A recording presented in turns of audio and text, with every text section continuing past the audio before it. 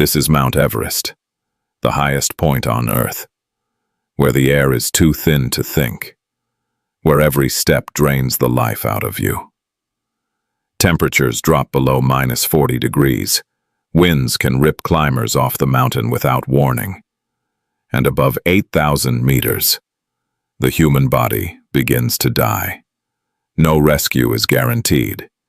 No mistakes are forgiven. If something goes wrong, it ends here. Section 1. Mount Everest stands at the very edge of human possibility. Rising 8,848.86 meters above sea level, it is the highest point on Earth, an immense wall of rock, ice, and wind that pierces the upper atmosphere. From a distance, it appears almost silent, still, untouchable. But that illusion fades the moment a climber steps onto its slopes. Because Everest is not just a mountain. It is a test of survival. Every year, hundreds of climbers from around the world arrive with one goal: to stand at the top. For some, it is the ultimate personal achievement. For others, it is a lifelong dream shaped by years of training and sacrifice. But no matter their reason, they all face the same reality. Above 8,000 meters lies what climbers call the death zone. At this altitude, the air contains only a third of the oxygen available at sea level. The human body begins to deteriorate. Muscles weaken, judgment fades. Even simple decisions become dangerous. The body is no longer adapting. It is slowly shutting down. Time becomes the enemy. Climbers cannot stay long. Every minute spent in the death zone increases the risk of collapse, brain swelling, or fatal exhaustion. And yet, to reach the summit, they must push directly into it. There is no safe path to the top. The mountain offers no protection, no forgiveness. Storms can form without warning. Temperatures plunge to deadly extremes. A single misstep on a narrow ridge can mean a fall of thousands of meters. And if something goes wrong at that height, rescue is almost impossible. Helicopters cannot reach the summit. Medical help is days away, and fellow climbers are often too weak to assist. This is what makes Everest different from any other mountain on Earth. It is not just the height. It is the environment, the isolation, the thin line between success and death. Despite all of this, people keep coming. Since the first successful ascent in 1953, Everest has drawn thousands into its shadow. Advances in equipment, weather forecasting, and guided expeditions have made it more accessible than ever before.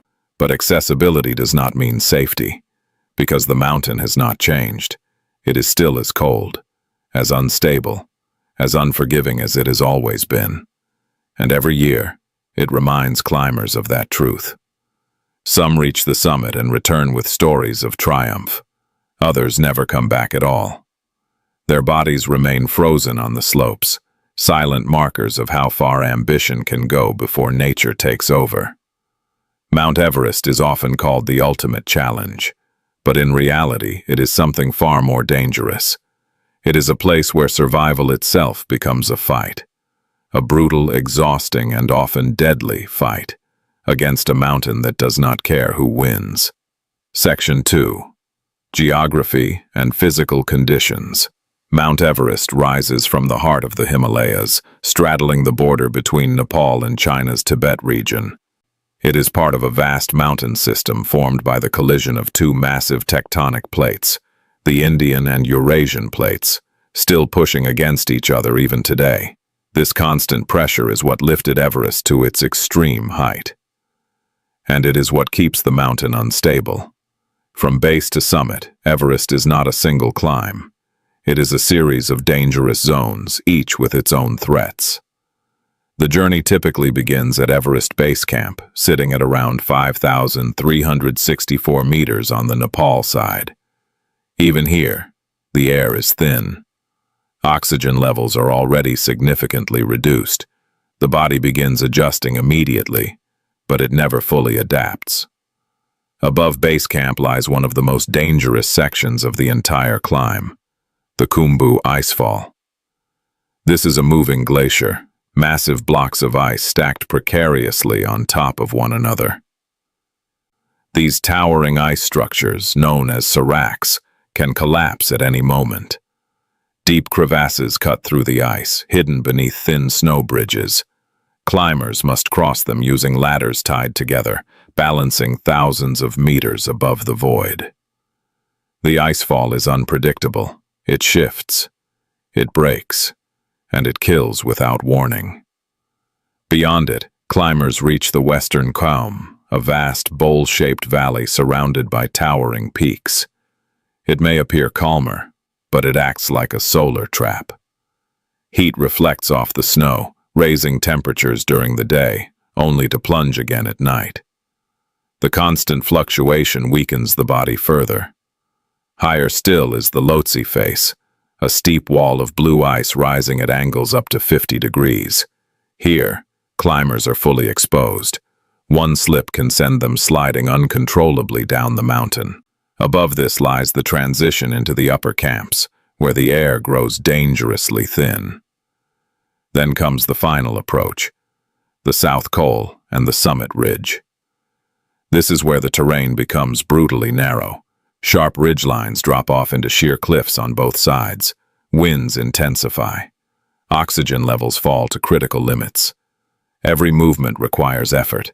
Every breath feels insufficient. Near the top once stood the Hillary Step, a nearly vertical rock face at extreme altitude. Though altered by earthquakes in recent years, it once served as one of the final, technical obstacles before the summit, forcing climbers to queue in dangerous conditions. And that is another reality of Everest's geography. There is no easy route. Every path to the summit passes through terrain that is inherently unstable, ice that can collapse, slopes that can avalanche, ridges that allow no room for error. Even standing still is dangerous, because the mountain is always changing. Glaciers shift, snow layers weaken, cracks widen beneath the surface, and climbers are moving through it all, step by step, at the very limit of human endurance. This is not just a climb. It is a continuous negotiation with a landscape that can turn deadly at any moment. Section 3. Environmental Systems, Weather and Survival Factors. On Mount Everest, the environment is not just dangerous, it is actively working against survival. At extreme altitude, the first and most critical threat is oxygen deprivation. At sea level, every breath fuels the body.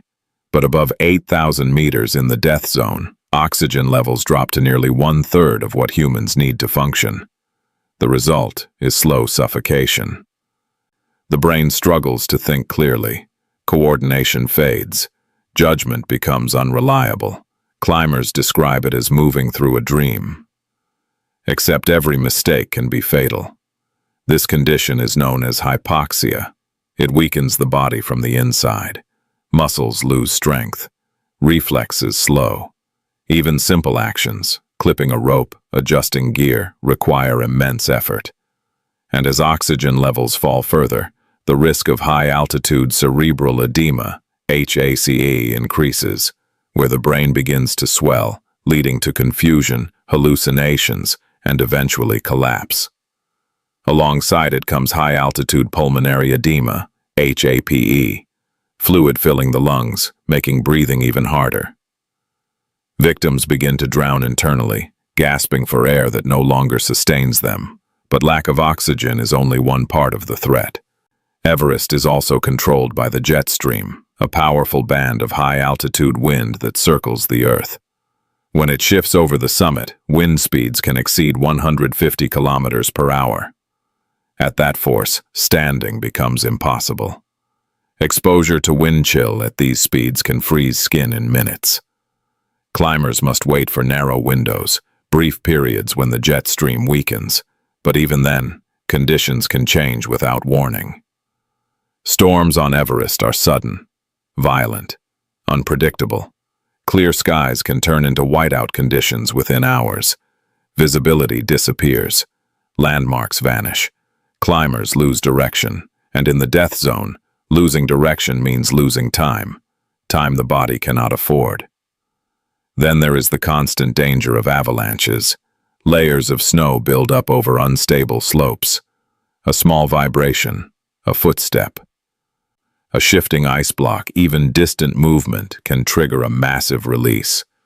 Tons of snow and ice rush downhill with unstoppable force, burying everything in their path. The Khumbu Icefall, the Lhotse Face, and surrounding slopes are all avalanche-prone zones. And when they collapse, there is no escape. The cold adds another layer of danger. Temperatures can drop below -40 degrees Celsius, even lower with wind chill. At these extremes, exposed skin freezes almost instantly. Frostbite begins silently, first numbing fingers and toes, then turning tissue black as it dies. Many climbers who survive Everest do not return unchanged. They lose fingers, toes, sometimes entire limbs. And yet the cold does more than damage the body. It drains energy constantly. The body burns calories just to stay warm, accelerating exhaustion. Then comes fatigue. Climbing at altitude is slow, painfully slow. Every step is deliberate. Every breath is forced. A journey that might take hours at lower elevations takes days on Everest. Sleep becomes difficult. Appetite fades. The body enters a state of gradual decline, and in this condition, climbers must continue moving upward. Because stopping is just as dangerous. If they remain too long, their strength fades completely. If they turn back too late, they may not have enough energy to descend. This is the balance Everest demands. Move too fast, you collapse. Move too slow, you run out of time. Every decision is made under pressure. Every step carries risk. The mountain does not attack in a single moment. It wears climbers down, slowly, relentlessly, until the smallest mistake becomes impossible to recover from. And by the time they realize it, it is often already too late. Section 4. Historical discovery/early exploration. Long before climbers stood on its summit, Mount Everest existed as a distant, unknown giant, hidden behind the barriers of the Himalayas. In the early 19th century, British surveyors began mapping the Indian subcontinent. Using complex calculations and distant measurements, they identified a peak that stood higher than any other. At the time, it was known simply as Peak 15. Later, it was renamed Mount Everest, after Sir George Everest, the British Surveyor General of India. But naming the mountain did not mean reaching it. For decades, Everest remained inaccessible. Nepal and Tibet were closed to outsiders, and the mountain itself was surrounded by extreme terrain, political barriers, and a complete lack of knowledge about high-altitude survival. It wasn't until the early 20th century that serious attempts began. The first expeditions approached Everest from the Tibetan side. These were not just climbs. They were explorations into the unknown. Climbers had limited equipment, no reliable weather forecasts, and little understanding of how the human body reacts to extreme altitude. Every step upward was an experiment. Among these early climbers were George Mallory and Andrew Irvine, part of the 1924 British expedition. Mallory was already an experienced mountaineer. When asked why he wanted to climb Everest, he famously replied, "Because it's there." In June 1924, Mallory and Irvine made their final attempt on the summit. They were last seen high on the mountain, moving upward through the clouds, just below the peak. Then they disappeared. No one knows exactly what happened. Did they reach the summit before vanishing? Or did the mountain stop them just short of history? For decades, their fate remained one of Everest's greatest mysteries. Mallory's body was discovered in 1999, preserved in the ice, offering clues, but not answers. The summit remained unconquered. It wasn't until 1953 that Everest was finally climbed successfully. A British expedition, led by John Hunt, carefully planned the ascent using improved techniques and equipment. Among the team were two climbers who would make history, Sir Edmund Hillary of New Zealand and Tenzing Norgay, a Sherpa of Bustis of Nepal. On May 29, 1953, they reached the summit. After decades of failed attempts, near misses, and deadly risks, humans had finally stood at the highest point on Earth. But even this success came at a cost. The climb pushed them to their absolute limits. Oxygen was scarce, conditions were harsh, and their descent was just as dangerous as the ascent. Reaching the top was only half the journey. What these early expeditions revealed was simple but undeniable. Everest was not just difficult. It was dangerous in ways no one fully understood, and despite finally being climbed, the mountain had not become any safer. It had only begun to show what it was capable of. Section 5.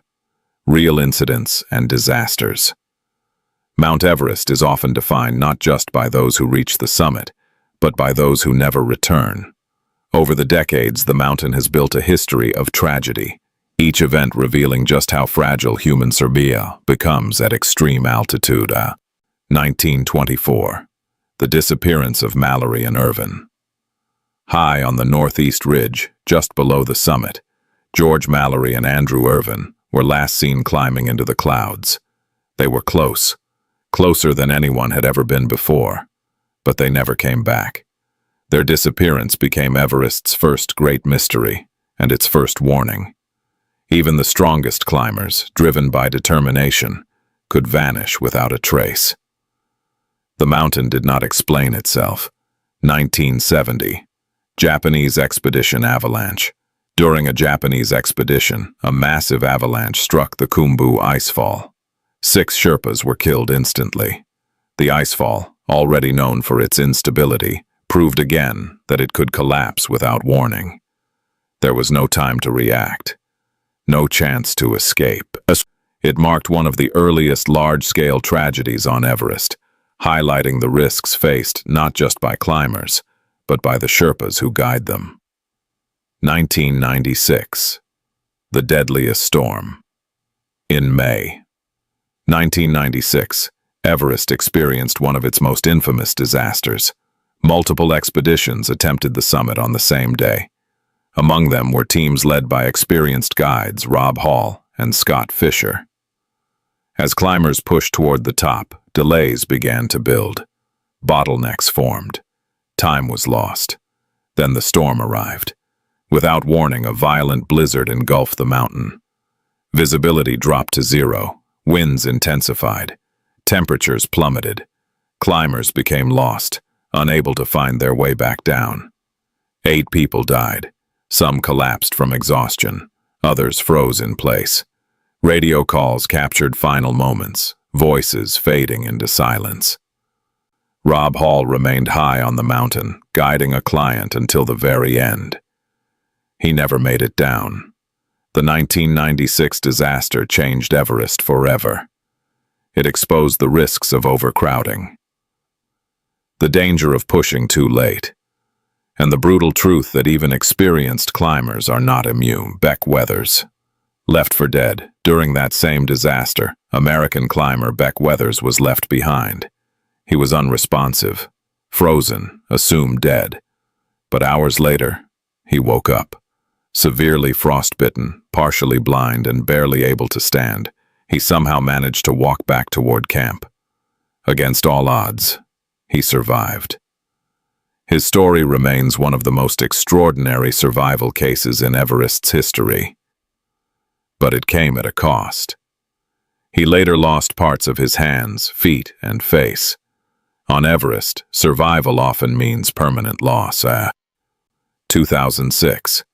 The death of David Sharp.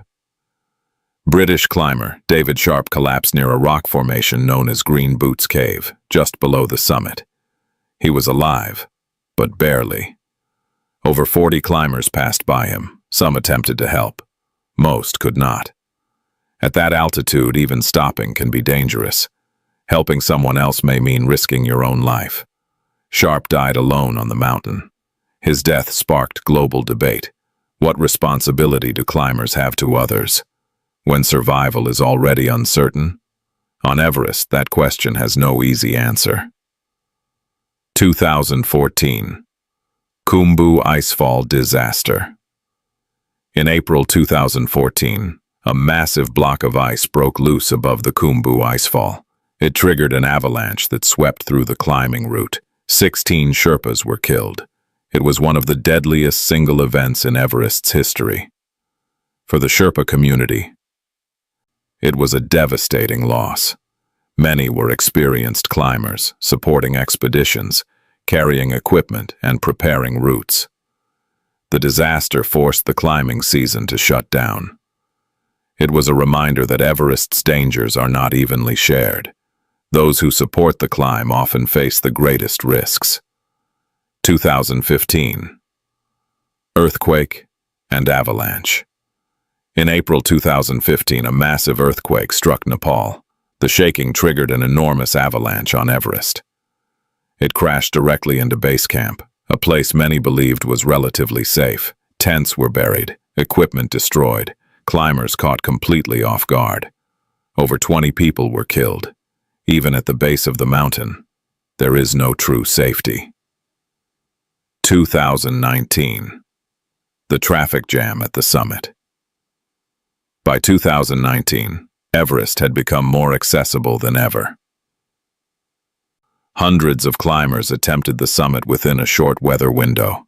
The result was something never seen before: a queue at the top of the world. Climbers stood in line, waiting their turn near the summit ridge, at over 8,000 meters. Time passed. Oxygen ran low, energy drained. Some waited for hours in the death zone. At least 11 people died during that season, not from a single disaster, but from delay, from exhaustion, from lack of oxygen, from the simple reality that the human body cannot survive long at that altitude. Each of these events tells the same story in different ways. Everest is not conquered. It allows passage, sometimes. And when conditions change, when decisions fail, when time runs out, it takes control. Because on this mountain, survival is never guaranteed. It is earned, step by step, in a place where one mistake can be the last. Section 6. Modern encounters / present-day risks. Today, Mount Everest is no longer an unknown frontier. It is mapped, guided, commercialized.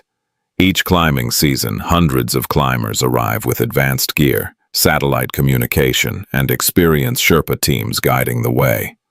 On the surface, Everest has become more accessible than ever before, but accessibility has created a new kind of danger: overcrowding. During narrow weather windows, sometimes only a few days long, large numbers of climbers attempt the summit at the same time. Fixed ropes create a single path upward, and when too many climbers converge, movement slows to a crawl. At extreme altitude, delay is deadly. Climbers are forced to wait in line, standing still in the death zone, where the body is already shutting down. Oxygen supplies run low. Energy drains rapidly.